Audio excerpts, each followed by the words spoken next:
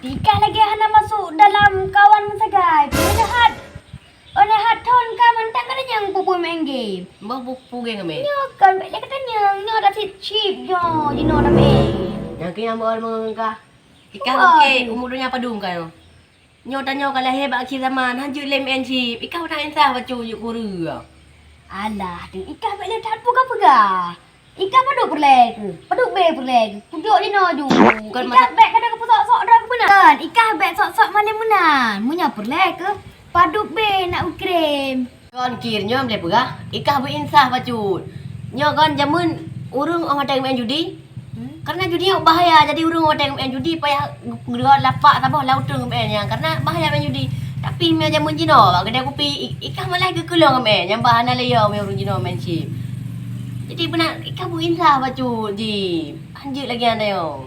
Oh, ikan bek kajak pebut long kena. Nyo kutik kelam luhop nyantu nyo. Dino ji kan. Hana pahlik kat pegah dino nyampak lo.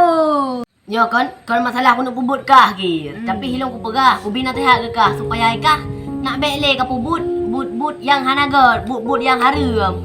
Nya ban hilong ku bi jalan yang benar ke kah.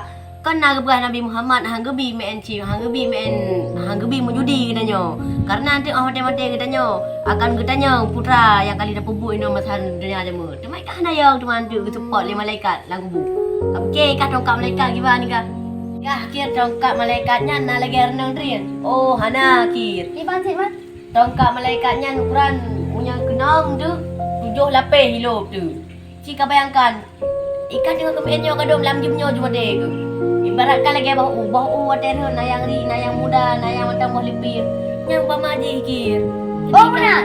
Jadi kau kain sakir. Oh, berarti menjaga pegah lagi nyai rok kakak kang tobat orang nyoju siap berat kaya menyo. Benar ya aku karena pamaji lagi baunya. Hana tinte danyo. Singoh mate tu karena mate-matenya hana mesti sakit danyo. Ya mbak. Kado lanjumnyo ju mate tu. Dengan duduk-duduknya langsung kadang mati Mate laju. ju ya mbak. Oh, benar ji. Berarti kan munya lagi anggap pegah era ku jino ju sampo. Yang hanya pihak sampo ju. Yan Bek le ku en yo ero. ilo si kubina teh hak